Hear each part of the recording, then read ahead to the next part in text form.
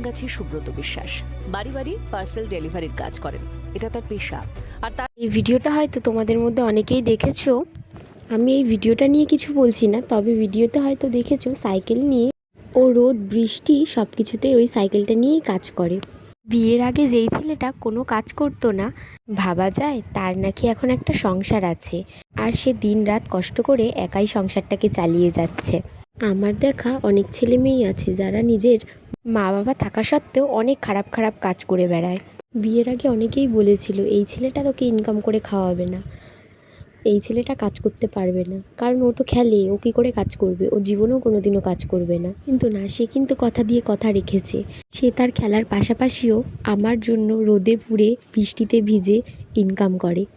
হয়তো তার মাথার উপরে বাবা মা নামের বটগাছটা নেই, কিন্তু সে প্রতিটা মুহূর্তে আমাকে ভালো রাখার জন্য সব কিছু করে। আর এখন নিজের জমানো টাকা দিয়ে সে একটা ছোট্ট স্বপ্ন পূরণ করতে যাচ্ছে তার জীবনের।